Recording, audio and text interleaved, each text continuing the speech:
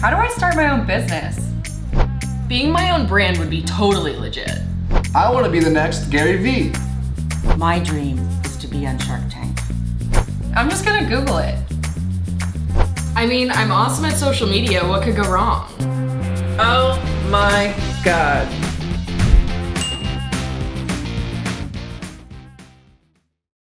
Hello, everyone, and welcome to the next episode of Learning Curves. I'm so excited to introduce you to my next guest, Miss Ashley Abramson. Hi, Ashley. How are you doing today? Good. How are you? I'm doing great. I'm so excited to have you on this show and to interview you and to hear all the advice that you have to give. Ashley is an expert and a coach, and she helps lots of women that are currently going through divorce, thinking about going through divorce. And actually, we talked about she actually helps some women that are just having certain types of challenges in their life that might need some extra coaching or guidance of something to go through. We all go through a lot of hard times during our lifetime period, whether it be divorce or some type of trauma. And Ashley is there to help guide women through these hardships and really help them a lot. And she's also come up with something that we're going to talk about that she calls the unicorn effect. So we're going to learn a lot about that. And she also has her own podcast called The Unicorn Effect. Yeah. Ashley also helped author 2 different books, one called Lineage Speaks and the other one Where Social Work Can Lead You. So we will talk about those books as well. We'll make sure that we have all the books linked in our show notes, her podcast, her social channels, and everything so you can find her. So let's go ahead and get started. Ashley, why don't you go ahead and tell us about yourself and what you do? Yeah. So first of all, I'm super excited to be here, and thank you for having me, and I look forward to just chatting with you. So I'm a mentor. I have been a mentor for divorced women. That's primarily what I do right now is for divorced women. But like you said, I tend to attract people that are just going through a hard time in their life, that know there's something better to life out there and just feel this immense love within, but their life doesn't look that way. And so I was a child protection worker for over a decade. And during that time, I was trained by some of the leading experts in the world on childhood trauma and how that can impact you later in life.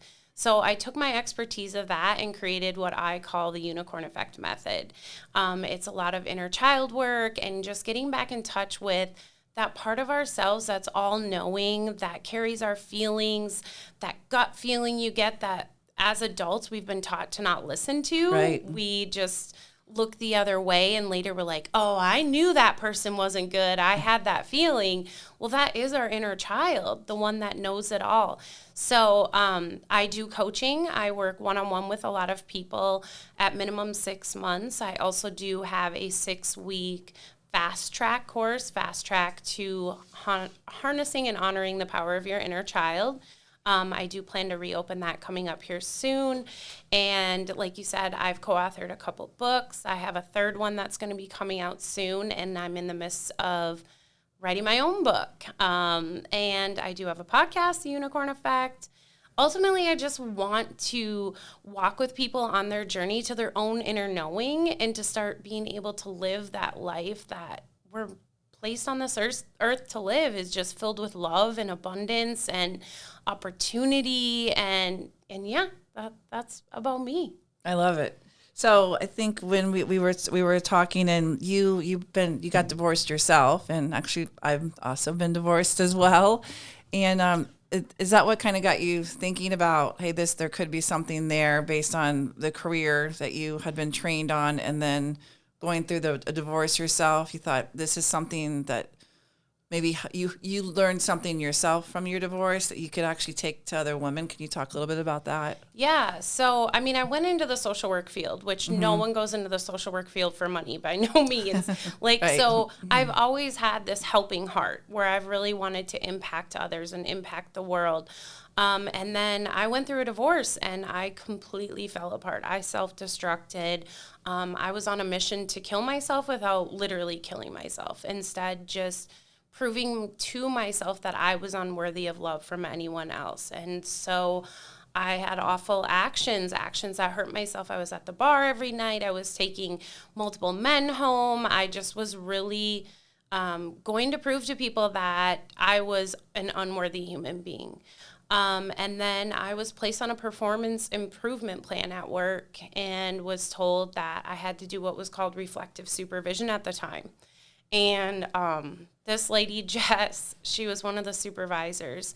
And I'd always looked at her and thought, that lady's got rose-colored glasses on. Like, she doesn't even understand how fucked up this world is. And I was forced to sit with her. And for the first time since I was a small child, did someone see me who I truly was and honored me and provided me hope and love when I couldn't have it for myself. And she just really saw the human in me, and didn't judge me and allowed me to have this open space to really rediscover me and to heal and to find my way back home to my own inner child. And the interesting part was I had helped so many people with their own inner child healing for so many years, but I had forgot about my inner child. I had forgot about my own healing. So that was kind of the trajectory of my healing. And then this coaching thing was starting to happen, and I was in the government sector, and there's so much red tape there. And one of them was that when we worked with clients, we were meant to make these attachments allow for a positive, healthy, stable attachment to occur so that transformation could happen within our clients. So I would work with these families for a year to 2 years. And then according to the code of ethics, I couldn't talk to them again for 5 years afterwards. And it just didn't make sense to me. Like, you asked me to create this transformative relationship with this person, and as soon as my case closes, like, I'm just going to reiterate their abandonment issues. So I always struggled with that. And then with my healing, with my divorce and the coaching, I was like, this is how I can do this. This is how I can create relationships with people that are transformative and continue them for however long I want to continue to be that stable person in their life, whether it be a friend or their actual coach anymore. And that's when I created my first program that I actually never launched. It was a 6-month program called Divorce Not Destroyed. And I had too many limiting beliefs though I had started to heal my worthiness of relationships. I had money blocks. I had just all these false limiting beliefs within that held me from really taking steps in getting that business going. So fast forward about a year, I had been in a relationship and realized that relationship again was rewriting some of my narratives I was living by. And they were narratives that I was healing, but I was still in it. And I was like, this is my chance. Either I settle and I stop my progression of, my awakening, or I leave and I take that full leap in and really continue to heal myself. And I did. And that's when I was like, I'm going to help divorced women. I never want another woman to feel as alone as I did. I would Google how to fix myself when I was falling apart. And all I would find on Google was like, you're doing exactly what you're not supposed to be doing. Instead of just, all I needed was for someone to honor me and to be like, yep, you went to the bar again. Okay, well, today's a new day. We can do X, Y, and Z. So I wanted to be that for women. And that's when I started, really prospecting and reaching out to women on Instagram and stuff, and just starting those relationships. And I started that last January, February, and within 2 months, I had a full caseload of coaching clients, and I put in my 4 weeks notice, and it's just been a beautiful ride ever since. I love that. I mean, what a great place to find,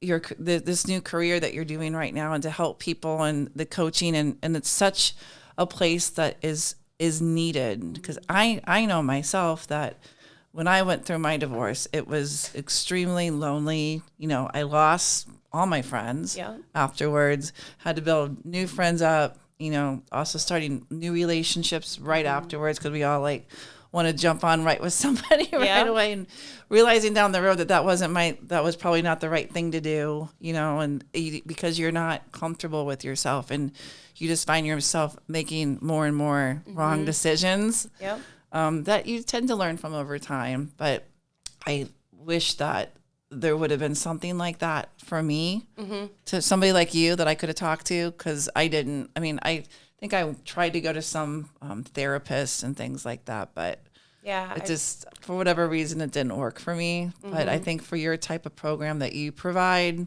that would have been something really beneficial. Yeah. And I tried therapy, and therapy definitely has a place for many people. But also therapy, it looks at a certain problem and like just directs that. That's with the unicorn effect method. It's a self-guided journey. I just ask you questions and have a knowingness to get you on your own journey.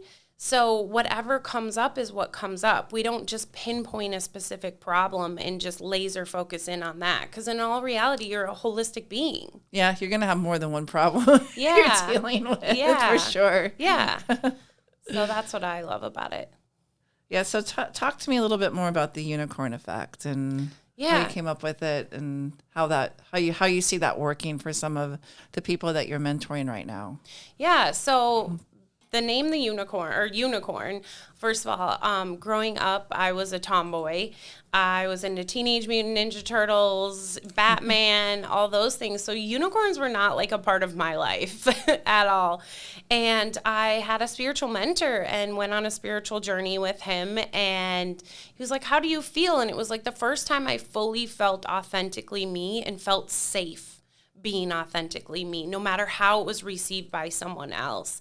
And I said, "I feel like a fucking magical unicorn." I love that. And the reason why is because the unicorn is this, like, we're told it's this magical, mystical creature that we can only dream of and never actually see. And the same goes for our most authentic self. As we grow up and become an adult, we're taught, like, you're not meant to be seen as your most authentic self. You must fit into this cookie cutter, what society believes, what your parents believe, what the people around you believe. And I'm here to say, no, fuck that. You're meant to be seen as your most magical unicorn self. So that's how the unicorn came about. And then it's just been unicorns everywhere. So that's why I've named everything the unicorn effect method, because essentially it's like the butterfly effect. Right. So we know a butterfly flapping its wings can cause a tsunami based on just that small action. And when you step into your most magical unicorn self, the impact you have on the world is incredible.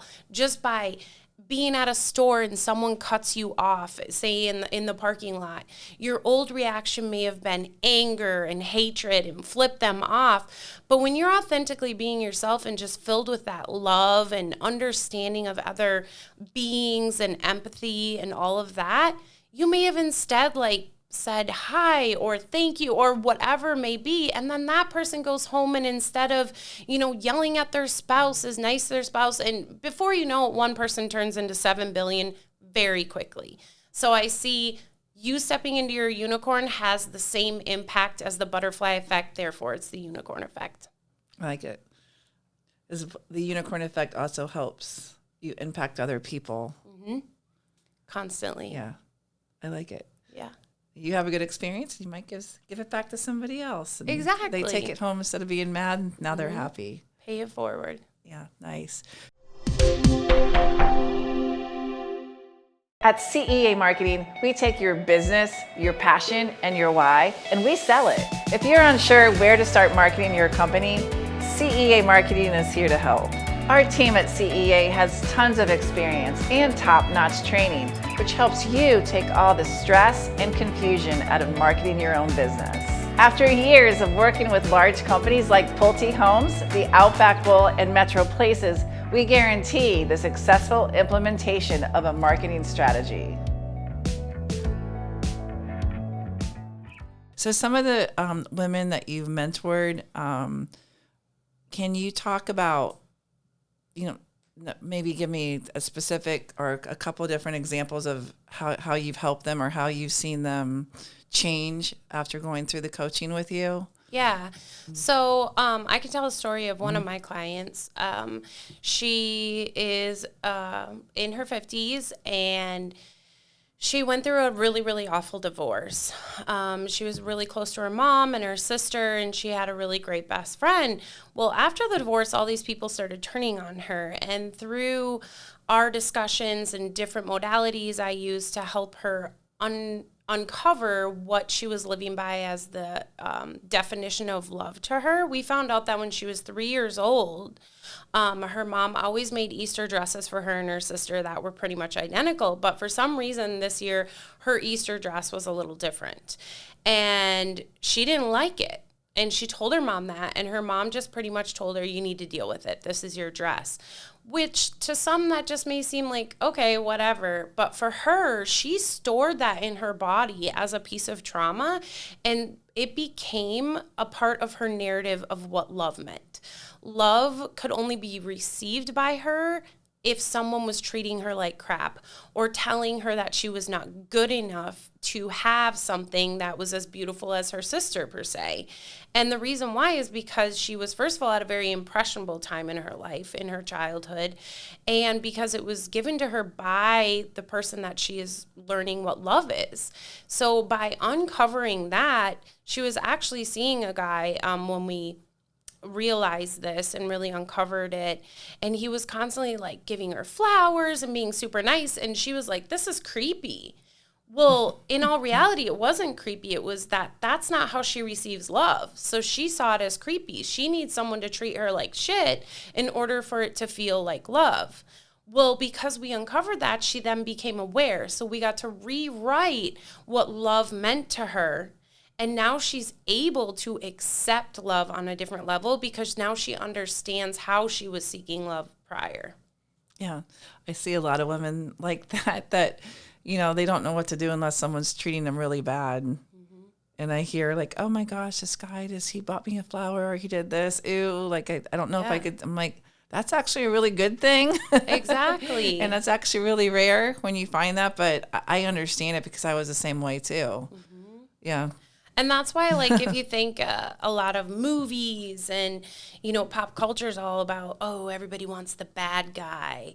Mm-hmm. So not only were we learning that from our parents, it's also been a part of, like, our societal programming that the bad guy is the guy you want. Yeah. So it's all about the chase. Yeah. So it doesn't just come from our parents. It comes from the TV we watch. It comes from just everything. Interesting. So I watch the Jetsons every Sunday because I have a date with my inner child. I very much am connected to her. She's very much a daily part of my life. So Sundays we get to watch the Jetsons.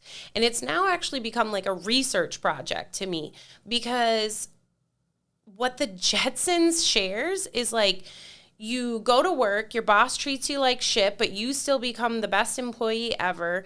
This last episode I watched, they lied to their wives that they were doing something else when in all reality they went to a football game. And the wives found out, so then they had won this mink coat or whatever at the football game. So then they went back and told the wives, oh, we went there because we knew we had the winning ticket. And the wives were so happy and apologetic. So literally we are teaching our children that you lie to your wife, and then if you give a woman a gift, she'll be okay with it. Right. I mean, this is everywhere. We are picking up these societal constructs and, brainwashing essentially everywhere. And we aren't even aware of it. That's true. Television teaches kids a lot. Makes them think a certain way. So many things. So, I mean, so many of us are asleep and running by these narratives that if we were aware of them, we wouldn't want to. So the biggest key is having someone like myself or a different coach to guide you on the journey to your own inner awareness. And then you can make the decision, do I want to live by this story anymore? Is this my truth or is this someone else's truth? And I want to change that.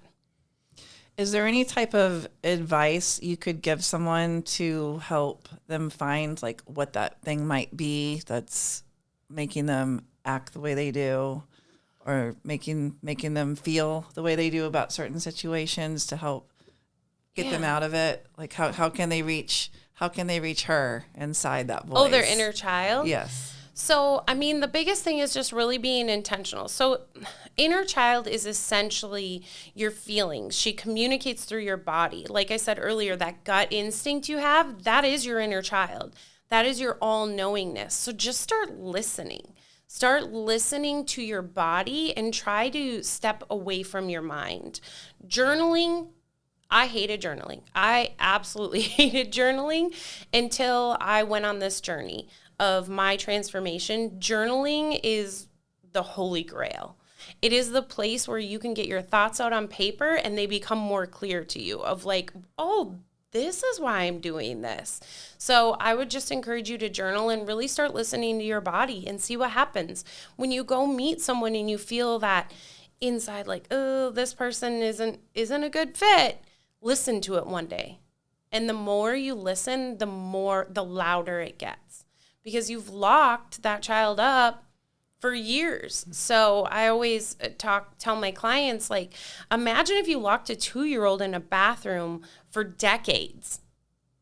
Like, they eventually get quiet and find other ways to impact your life, not so much that you can know. So like maybe if they're locked in the bathroom, they start like ripping the wallpaper off, right? You can't see that, but they're still impacting your world without you knowing. And that's what's going on. But the more you actually intentionally listen, that inner child, that inner knowingness will start to get louder and louder and louder. You need to listen to her. Mm-hmm. Yep. Yep. I always get mad at myself because I know when I feel something and I don't listen to it. Yeah. And you're like, if she was right. Yep. 100%. Yep. And like, just think if we all always listened to that feeling, like what the world would be like. Right. It'd be a pretty beautiful place. It would be. Because that's our inner compass. Yes. Yeah. I think a lot of us like bury it and don't want to pay attention to it. And, that maybe I should, and maybe, maybe Right. I should, maybe I should, and kind of go back and forth. And But you're taught that as a child. yeah. Like think of a 2 or 3-year-old in the Publix starts throwing a fit. What does the parent say? Stop it, get up. Don't be upset. You don't get this cookie, whatever. Instead of honoring that. So we're teaching children constantly, your feelings aren't valid. Like you shouldn't be acting this way, when in all reality, just validating the emotion alone. I'm not saying allow the child to sit there and have a fit, but validating, I know you're sad. I know you're angry, but right now we need to do whatever. Otherwise, you're just teaching the child to not listen to their inner knowing, and that's why we're all fucked up as adults. That's true. As parents do fuck our kids up. Yeah, but then we're now fucked up because we were told not to listen, but that's what we're taught. Like, you have to conform to society, and society says you have to wear shoes, you have to, not throw a fit in the grocery store. Like, whoever decided that? Can't pick your nose in public. Like, who decided these things? Yeah. Someone made the rule. Yeah. Telling us not to do it all the time. But yeah, there is a whole nother way to go about it to probably not be like that with your kid so they don't feel that way. Mm-hmm. It's very interesting. And like I said, like I know even as aware as I am, like raising a child this aware, I'm aware that I'm still going to fuck that kid up. I just hope it's way less so they have less layers to unpeel when they get older. Right. I mean, no parent's ever perfect. No, by no means. Yeah, you can't say that you're going to be perfect because you're going to disappoint yourself. Right. But just know that if I can be a little bit better and understanding, and yeah, that's what I decided to do with my kids when I got a divorce. Is I could have been, just hateful with my ex and always go to war with him all the time. In the beginning, we were fighting over the kids in the divorce, like who's going to get custody kind of thing. And, luckily I kind of backed down from a lot of that because I'm like, well, money isn't everything. Mm-hmm. So if he wants money or if he wants this, I got to a point where I'm like, I'm just going to let him have it. Yeah. And I would rather keep peace with the family and stuff, because it was just getting so out of hand. Mm-hmm. The whole thing kept going on and on and on. Like, what am I doing to myself? What am I doing to my kids? And then afterwards, it probably took a couple of years of being bitter, and I'm sure he was with me as well. I mean, Yeah. there's two sides to every story on everything. I'm sure he was just as pissed with me. I was with him, didn't want anything to do with each other. But then we still, even during that time period, we still tried to do Christmases together with the kids. Wow, that's beautiful. And do their birthdays together. And by kind of forcing that kind of thing to not separate, to have them still have their same traditions, Yeah. with us being part of their lives and not fighting over who gets what kid at what time. Yeah. It also made us, I don't know, we started like bonding again in a weird way. Like in a different way, though. Like in a different way. Like we became civil with each other. Our conversations started getting better with each other where we weren't fighting all the time. yeah. We actually started appreciating each other a little bit more. And we actually started co-parenting better. I love that. And then before I knew it, now we do all kinds of stuff together. I mean, he's been dating somebody for a really long time, and I'm getting married coming up in a couple of weeks, and he's actually going to be at the wedding. That's beautiful. We do stuff with our kids together. We'll go out on the boat sometimes and still do all of our family traditions together and keep the family together. And I think with that, it just really helped my kids so much because I went through a bad divorce myself as a kid, and I know it definitely messed me up. yeah. I'm still messed up from it. Yeah. I mean, Like certain things, like, you try, but it's just, you can kind of feel that the baby inside you when Yep. certain things take place, like how you get affected by it. 100%. And that's so beautiful that you were able to do that. And a lot of, that's like a holy grail, right? But it's cool how you say, like, at first you guys were bitter and stuff, because I see a lot of parents out there saying, oh, you can co-parent, you can have Christmases together and stuff. But I feel like you bring more of the reality to it. Like, in all reality, we hated doing this at first, but it was like baptism by fire, right? Like, you were forced to do it, so it didn't allow you to continue to be awful bitter to one another because you're like, oh, I got to spend time with him at this. It's like, just release that energy that you're wasting because this is our reality. So I love that you shared that and shared the reality of it, that you hated it at the beginning. Yeah, it because was rough. there is a lot of people out there, like on Instagram and stuff, and they're like, oh, we're doing Christmas together and it's wonderful. And yeah, maybe some of them are like that, but I feel like a lot of divorced women feel less than because they're like, we're not able to do that, but it's not for everyone. It's really great if you can, but also I'm just a big believer that if you heal yourself, even if your parents aren't together under the same roof or not able to do what you and your ex-husband did, just healing yourself alone is so powerful for your children to see that. Because just think later in life, if something major happens to them, it doesn't even need to be divorce, right? It could be they lose a big job. Like, you're showing your child how to handle hard situations in life. Yes, you're right. And now they can pull from that later in life when they go through a hard situation. They can think, my mom and dad were able to do this and, all of that. So, and I think a lot of people don't see that either. Like, if you get divorced and you don't do the work needed to heal yourself, you're teaching your child that life is happening to them instead of for them. So anytime something goes wrong in their life, it's going to be a poor me game, and they're not going to know how to help themselves out or to, move through it and honor it as a learning experience because you never showed them it was possible. Yeah, you're right. So I love that. Yeah, you had to show them it's possible. Right. My kids tell me all the time, they're like, Mom, all of our friends say they can't believe that you and Dad, do all these things together, and we're so happy, and thank you for doing that for us. Beautiful. Yeah, my son, I adopted my son. He is now 20, and I felt apart after the divorce. I was an awful mother. I was not available for him. He was living with his dad. I could not be a parent. I was a messed up human being during that time.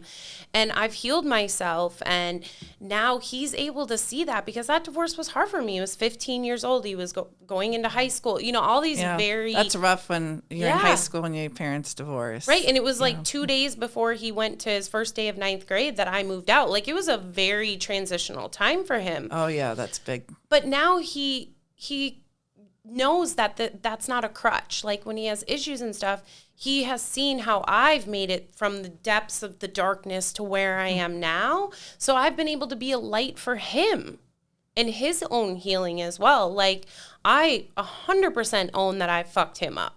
But one of my absolute favorite quotes is, it may not be your fault you're fucked up, but it sure as hell is your fault if you stay fucked up. And I tell him that all the time. Like when he's using it as a vice or something, I'm like, I honor that I fucked you up. Like full blown Jaden, I fucked you up. I know that. But you are 20 years old.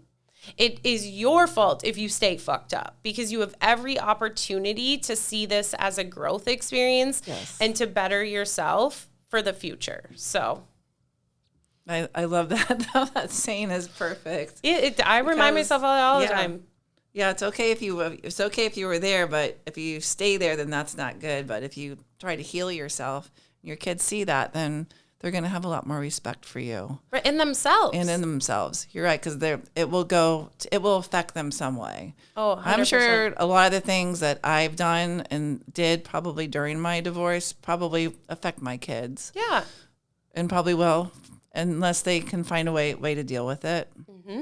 A way to move through it. Yeah, because I can't say that I was ever perfect in any way. No, probably nobody very far is. from it as a mom. Right. So. And divorce is like a whole thing. I mean, we're taught how to support people in death, but divorce, it's like, okay, you're getting a divorce. Well, pull up your shoes, get your ass to work the next day. Life should be normal. When your whole world has exploded and the person didn't die, but they're like a walking around alien. Like they're still alive, but you can't rationalize with them anymore, anything like that. So, well, it's an awful time period. I fell apart myself. I had a hard time running my business. Yeah. I had a hard time thinking. I had a hard time doing anything because I was just angry all the time. I was upset. I didn't feel good about myself. You're always second guessing everything. Yeah. It's just a terrible, terrible time to go through. It is. I wouldn't wish it on my worst enemy. Yeah, when I see people going through it in the beginning, I was like, oh my gosh, this is going to be not good for them for a little while. Yeah, it's hard. But it's good that they have you that they can call if they want to. Yeah. And then you were telling me also, like, through, with you posting about what you're doing and how you're helping others, that you've seen other women coming to you with different types of problems, not necessarily divorce or anything like that, but you're kind of helping them, and like women that are doing really well in their careers. Can you talk a little bit about that? Yeah. So like I was telling you earlier, I firmly believe you can't say the wrong thing to the right person. Right. So in turn, like the people that are meant to walk back to their most authentic selves tend to find me, all different walks of life.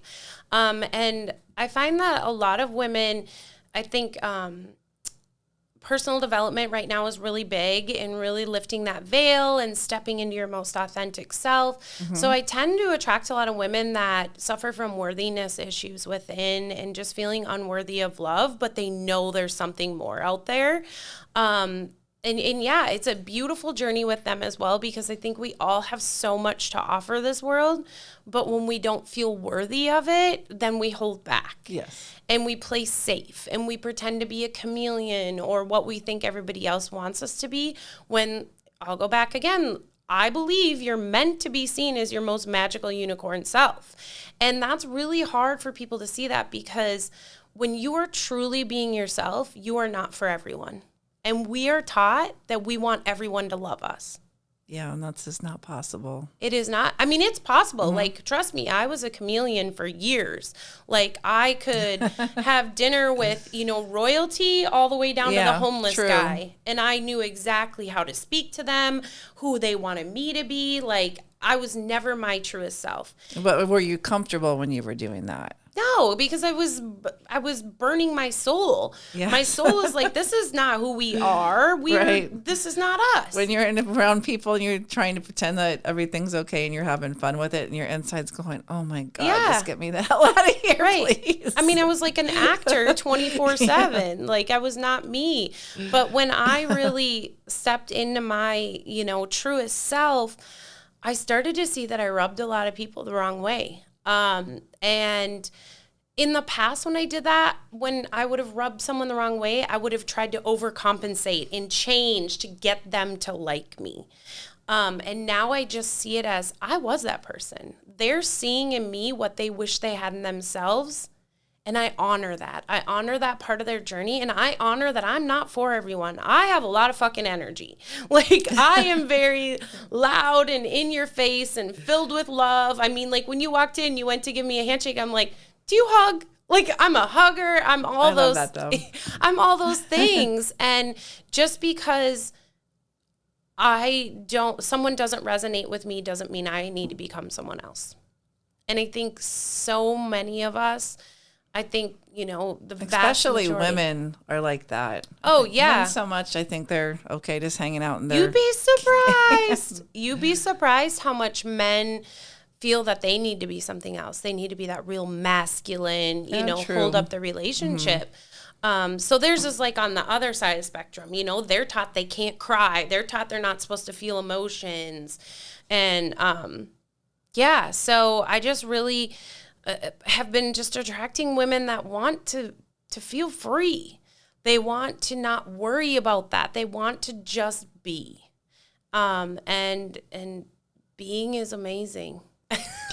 I mean, I played actress for so many years, and if you would have told me, right after my divorce or even 20 years ago that this would be my life today and that I would truly just get to be the big fucking kid I am all the time and be okay with people giving me funny looks as I'm dancing in the grocery store, I'd be like, you're crazy. You've been smoking crack or something like that. But really just in my life has just been so blessed by doing that, by just being me, who I truly am, and not giving a flying fuck what other people think. That's great. No, it really is, because it's the way people should be and how you're going to really feel comfortable with yourself and be happy for once. Yeah. Like true happiness, like for so long I used external things. I had the clothes and the house and the car and the friends and, the whole picture perfect life. And I thought that was what happiness was. But when divorce happens, all that shit leaves. Yep. It all leaves. And people that you thought were your best friends, oh yeah, all of a sudden aren't your best friends anymore.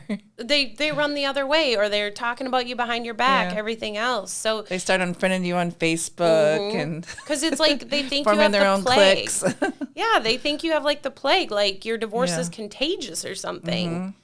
But I never knew what true happiness felt like, and I think true happiness is not this heightened pleasure that we seek out, those dopamine hits. It's a constant secretion of serotonin. It's just a constant feeling of gratitude and love for everyone, and a knowingness that we're all one. Like, we are all in this together. We're all one being, essentially, when you break it down, with all of our energy. And it's just, it's beautiful. I love that. That's great. Such good advice that you've given. Can you talk a little bit now about your new book? You told me you're writing a new book. Oh, yeah. So, I want to hear about that. Well, we have another book coming out. I don't know exactly the release date. I have 2 weeks to finish writing my chapter in it. But that is a collective book. It's called Divinity Speaks. It's kind of all about just really surrendering to the universe and allowing life to happen the way it's meant to, and quit going against the grain. So I'm really excited about that. But I'm in the midst of writing my own book, and it's going to be called Divorce Not Destroyed. And it's just really all about my journey, but in the process of sharing my journey, sharing the tips and tricks that really worked for me to help me heal, and to get to this place where today, like I said, I mean, I've met my soulmate, like just so many things that I could have never imagined would happen. Like, we're planning, to sail the world, just all this beautifulness. So my really hopes in the book Divorce Not Destroyed is that anyone can just pick it up off the shelf and resonate, first of all, with someone else who completely destructed and did every awful thing imaginable by man after her divorce, but how I was able to take that and just create this amazing life, that there's possibility. And then in the process of following my journey, there will be, you know, glimpses of what you can do in your own journey to get there on your own. Because like I said earlier, not everyone can afford one-on-one coaching. So that's why I do my 6-week course as well. But then also my book, like anybody, you know, $20, you can pick that up. And then my podcast is free, because really my goal in life is just to awaken as many unicorns as possible. I mean, if I had a magic wand and I could do it today, like everybody would be awoken and be their most authentic self, and it would be a magical, beautiful world, and you know, all of that. But in all reality, that's not the case. So I'm just really trying to have opportunity in every area, every price range, to just impact as many people as possible, because life is fucking beautiful. Like, I used to think life was awful and a shit show, and why the fuck are we here? Words can't even describe how beautiful life is. It is beautiful. Yeah. And I mean, don't get me wrong. Like, I have shit ass days, right? Like, there's days I wake up too. I'm human, where my ego latches in and is like, you know, this is bad or that's bad. But the cool thing about it is when you really learn about yourself and do the healing, you have a different kind of awareness. Like, you can never not know what you know. So I never stay there very long. But I always honor it when I'm there, because that's honoring my inner child. Like, she gets sad, she gets angry, she gets hurt. But it doesn't define me anymore. That's good. Yeah. No, that's so great. Thank you so much for sharing all this with us. Thank you so much for having me. You need to reach out to me also and let me know when you finish your book and when that's available, because I can let my audience know, and we can rerun your with this podcast again and help you promote your book, because I really think that sounds like an amazing book. I want to get it myself. I think it would help so many women, and also your mentoring and the group that you have that you're going to be doing, 6-week group coaching. When is that coming up exactly? So funny thing. And how can they, well, we'll link to it and everything. Yeah. But what's the time frame on that? So actually, I mean, I'll launch it in the next week. Let's plan. The universe has been like knocking on my door saying it's time to launch that group coach. And I've been like, I gotta like make posts and, you know, all that stuff. As a business owner, you're like, I just want to do this piece of the business. Right. Why do I have to do all of this crap? All that stuff that kind of slows you down from actually My friend and I call it turtle time. So it's like a procrastination gets in the way. But once I've learned this too, like with myself, because I'm a major procrastinator, especially with those things that you don't want to do. Yeah. But when you have to do something like this, there's so many pieces that you have to do that come along with it. Like, the class is so great to do, and I love doing that part of it, but all this other stuff has to come ahead of it. Yeah. So I'm like, if I set the date and I tell everybody about it, then I'm like, got to make it happen now. So we'll say I'll launch it the first week in June. All right. Well, there we go. And I will first week in June. Have all the stuff on Instagram, message me, whatever may be, and we'll get you signed up. I love it. Definitely sign up. I think you can get so much out of this. And thank you so much, Ashley, for everything that you've shared today. And thank you for helping all these women. Yeah. And do you work with men also, or is it primarily just women? So my target audience is women. Men have come to me. That takes a longer phone conversation, just because there's so many muddied boundaries, after a divorce. I feel that I'm able to hold a sacred, safe space for a man, and I think there's huge transformation, mother wounds that can be healed by working with a woman. But I'm very, very selective in the men I work with. But yes, I am definitely open to working with men, but fewer of them. Okay, great. Yeah. That's good to know. All right. Well, again, thank you so much for joining, and thank you all for tuning in to Learning Curves. We'll see you back again next week. Second Soul Studios is a full-service production studio with capabilities for photo, video, podcasting, editing, co-working, and more. Our photo video studio has a number of different backdrop choices and props to choose from. We also have a gourmet kitchen set, or if you're an upstart podcaster, you'll love our 4-person podcast studio. So what are you waiting for? Visit secondsoulstudios.com to book a tour today.